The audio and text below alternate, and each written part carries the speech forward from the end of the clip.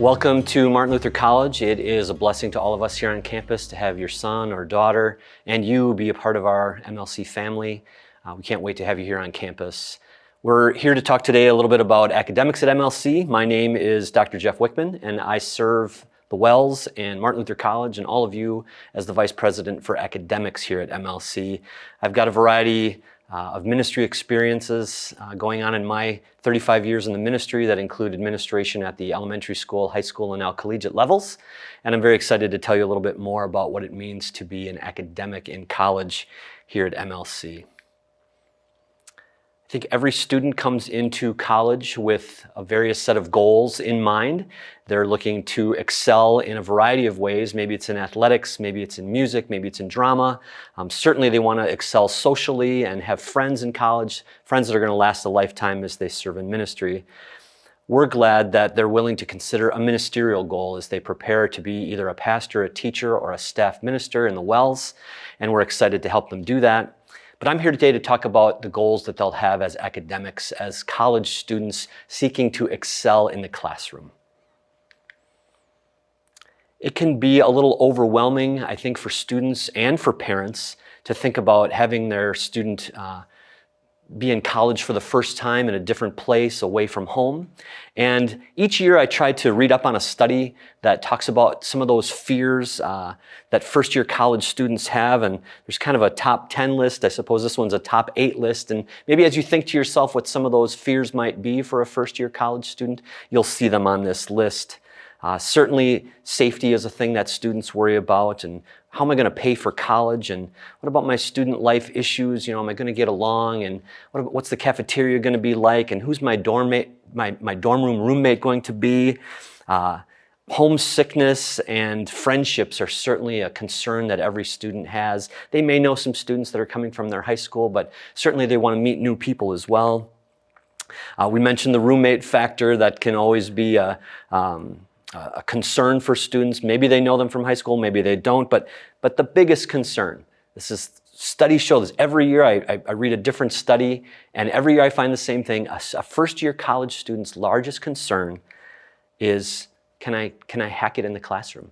Am I smart enough? Can I make the grade when it comes to being a college student? And that's because they're coming from high school, and certainly there are differences between the expectations that they had in high school and now the expectations that'll be here in college. You can see what those high school expectations are, right? Their time is structured by someone else. They have people to oversee their work, and I can get a D- in just about any class and know that I'm passing and moving on. In college, that's a lot different. Now I'm on my own. I've got to manage my time. I'm responsible only to myself for the things that happen here in college. And the requirements for my program are going to be stringent. That's different at every college, and we're going to talk about some of the academic requirements for students here at MLC, but that is a major difference moving from high school to college for students. I think students have a misconception in life, especially at this age. And I'd like you to try this at home as you're watching this video. Find a friend, find a partner, find someone that you're watching it with. And I want you to do these two things. I want you to try and have a thumb war with your partner and simultaneously be playing rock, paper, scissors. I'd like to have you pause the video here and try that and then laugh at each other as you notice that it's really not easy to multitask, right? And college students think that they can do that, right? I can be in my dorm room with 2 or 3 other people in the room. I can be studying for a test or writing a paper. I can have the TV on, I can have music on, somebody can be playing video games in the room, and I can get this all done and it'll be fine. I would discourage that. Multitasking is not a thing. It's not something that we do well as adults, and it's not something that college students can do well either. That leads us into some advice, some tips maybe that will help with success in the classroom. And this isn't rocket science. I bet you've heard and seen tips like this before, and they're not hard, but you'll notice that there's a theme in there. And that theme is that attendance in class is really important. If you're going to ask the questions and take the notes and study beforehand, you have to be in class and be present with your professors.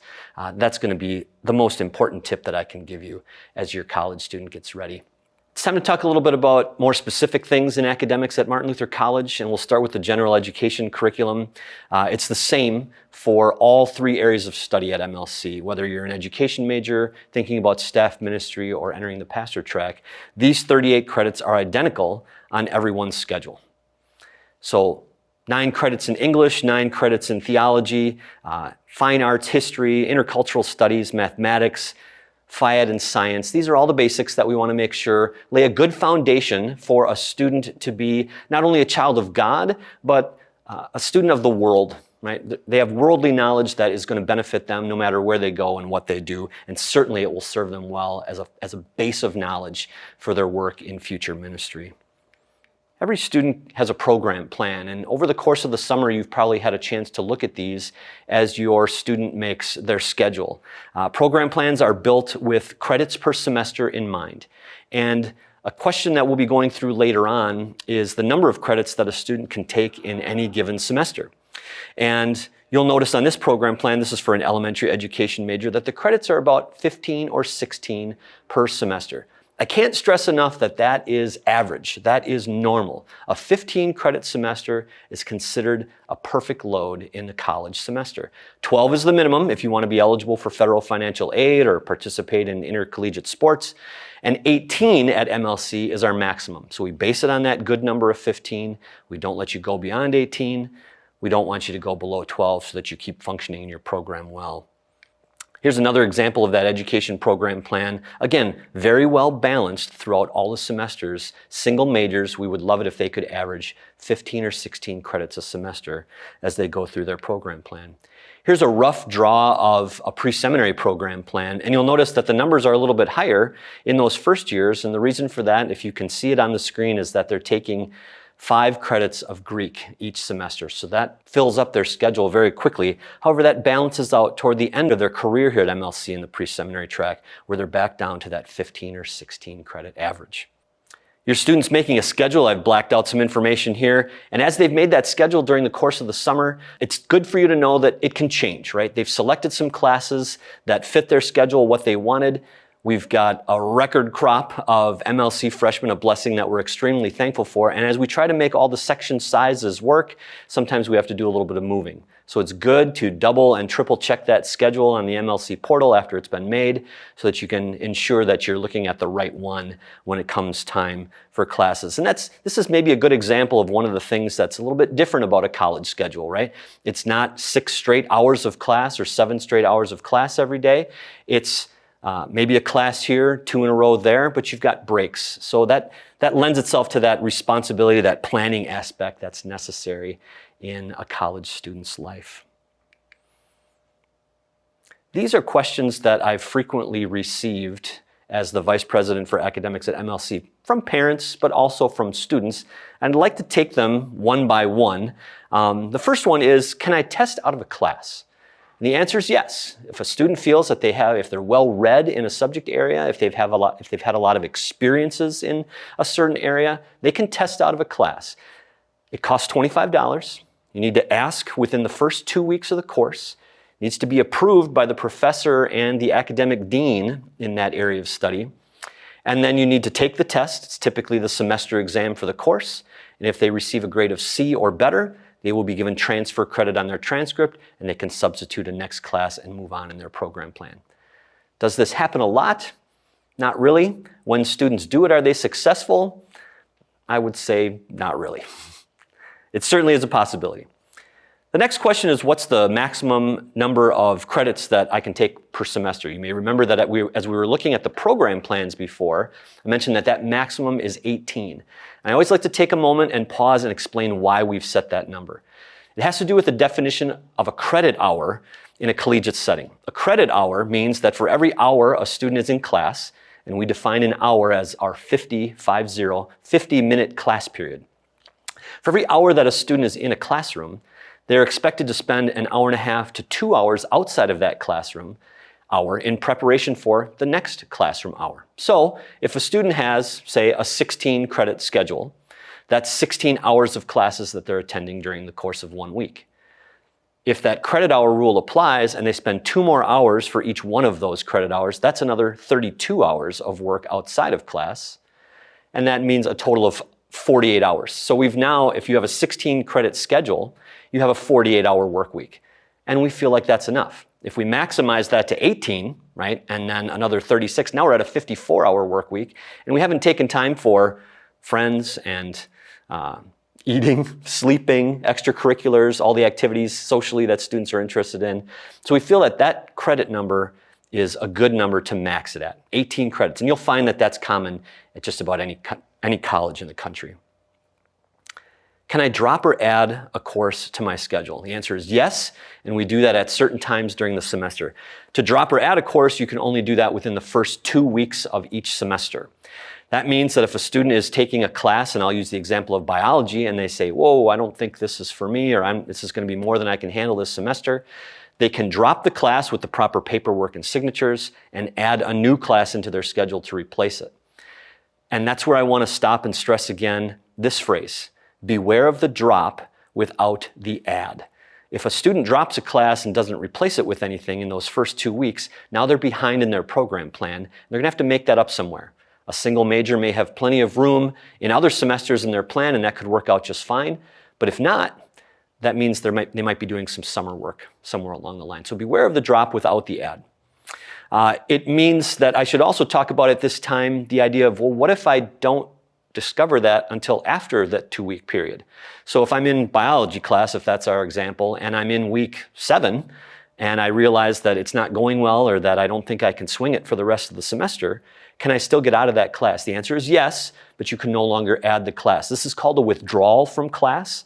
A student can withdraw from class all the way up until 2 weeks after the midterm. So this year, that's going to be late October. A student could realize that doesn't hurt your GPA at all. You just receive a W on your transcript. It can't be replaced with another class at that time. So again, they may have to make that up somewhere else in their program plan throughout the course of their time at MLC. But they don't have to worry about the GPA penalty, let's call it that. However, I did mention that you can't do that after the second week after the midterm. So if we get past late October, now we're in week 12, 14, toward the end of the semester, you can still withdraw from the course, but it'll be withdrawing with a failing grade. And so what we immediately do, your student and their advisor, they would reschedule that class the very next semester to replace the grade. And that's a great thing when you replace a class in college. If you have a bad experience in a class or don't get the grade that you want, you can take it over again, and the new grade replaces the old one, and it's bumped out of your GPA. Next question on the list: what GPA do I need to be a student in good standing and to be eligible for extracurricular activities? I'd love to have you raise your hand and guess, but I'll just tell you that it's 1.7. In the first semester, a college student has to carry a 1.7 GPA to keep them in what we would call in good standing. That increases each semester that they're in college. So their second semester in college, now their semester GPA and their new cumulative GPA needs to be 1.8. It bumps up in their sophomore year to 1.9, and at the end of their sophomore year to 2.0, and then we maintain that 2.0 grade point average the entire time. If it ever happens that a student does not maintain that particular grade point average, then we put that student on what we call academic probation. Just means that they kind of a semester warning shot across the bow that says, hey, we need to get this back in line. No penalties, no ineligibilities, just another semester to fix that GPA, to refocus on what they need to be paying closest attention to in their schoolwork. If a GPA is ever below 1.5 in a given semester, that is more of a red flag for us, where we do make them academically ineligible for things like extracurriculars. We'll talk about that with your students, and we'll guide them through the process. Why does attendance matter so much? I mentioned in a previous slide that one of the most important tips that we could give is to go to class. I think I had it underlined and bold-faced about 3 different times on that slide. Sometimes students will ask that. They'll say, I have a brother or a cousin or a friend that I know goes to a different institution, and the rumor is that all they have to do is show up on the days of the test and really not go to class. And while that may be true at other institutions, as we talk about preparation for the ministry here at MLC, we talk about responsibility and accountability. A student, when they're out in the teaching world or in the ministry world, as a staff minister or a pastor, they're not going to be able to just phone it in the next day and say, I choose not to be there. And so we want to practice that while we're in college. So we take attendance. It's not something that we're harping on with students, but we do make students aware when they reach a certain number of absences, and we encourage them to be in class more so that they can not only participate and learn, but prepare for the ministry that they're training for. Last question on this one is, can I take my semester exams early so that I can go home? The answer is please, no, no, no. If you're planning a vacation or something that's happening at the end of a semester, please try to plan around the exam schedule. That semester exam schedule is posted a year and a half in advance. There are always 3 semesters available on our website, so you can actively look for that and make your plans around that.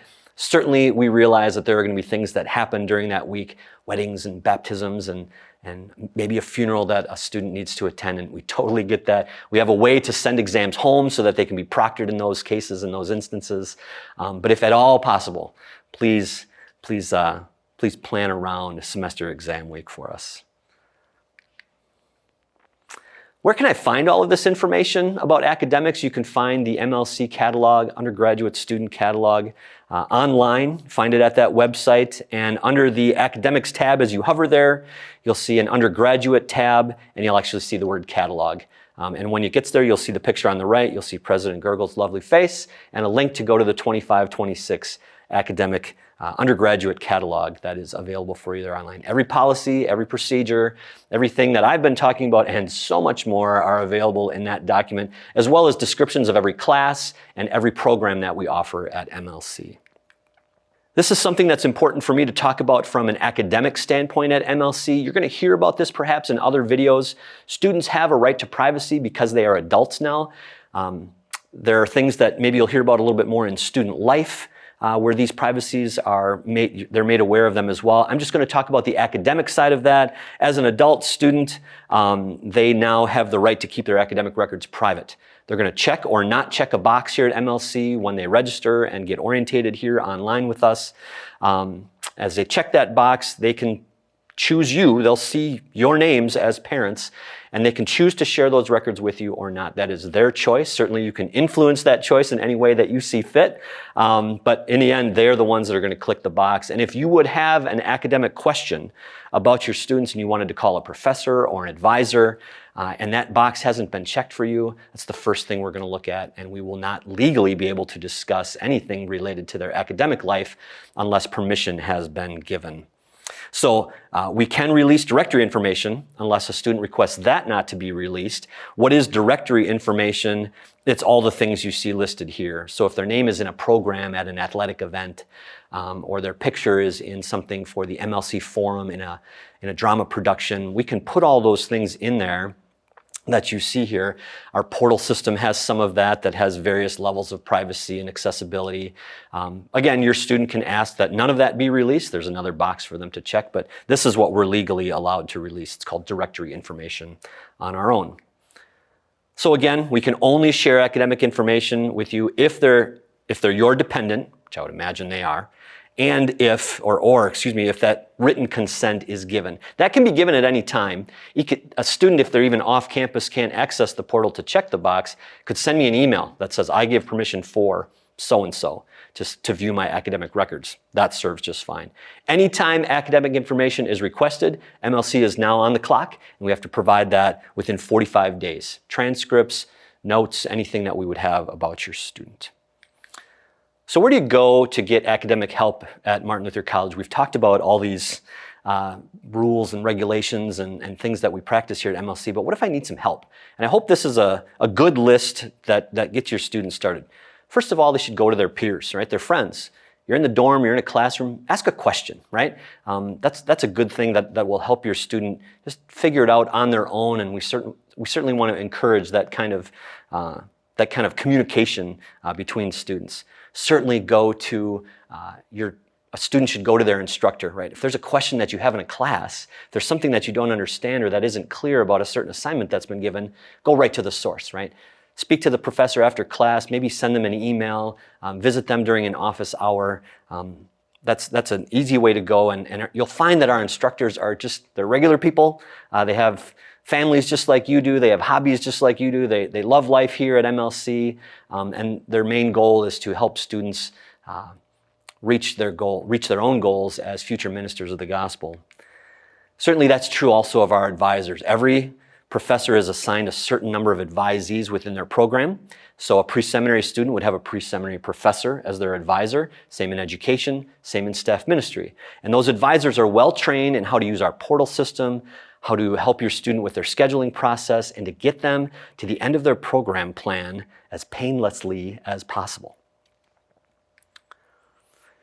Two more areas that I think you can always go to for immediate help, and they're both free of charge. One is the Academic Success Center. It's found in the library. It's at the top of the steps and to the right. 2 professors run that program, and they use dozens and dozens of tutors that have been vetted on our campus to serve as helpers in any area of instruction, foreign language, any subject area, English, math, science, social studies, whatever it might be. We've got pre-selected tutors that can be assigned to help them with one assignment throughout the course of a semester, whatever it might be.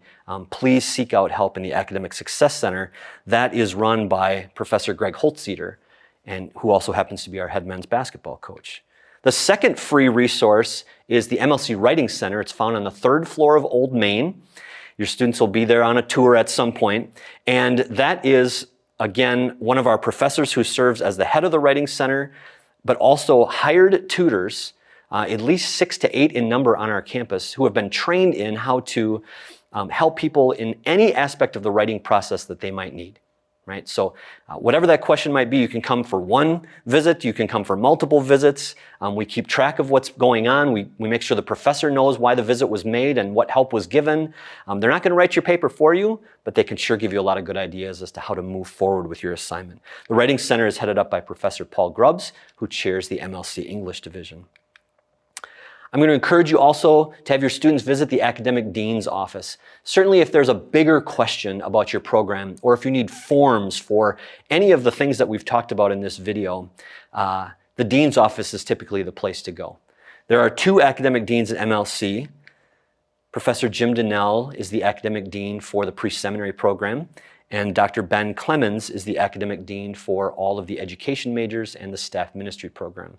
He's also assisted by Dr. Lawrence Olson in staff ministry. Finally, my door remains open as the vice president for academics. If your student doesn't feel like they're getting the answers they need from their instructor or their advisor or their academic dean, they should always come and see me. I suppose the buck stops with me when it comes to making a decision and trying to get them to the best possible landing spot for any issue that they're having on campus. When it comes to academics, I'm ready to help with that. With that, we wish you God's richest blessings on your time on campus. We can't wait to see you here. We can't wait to learn more about you and to help guide your child towards gospel ministry service. Thank you.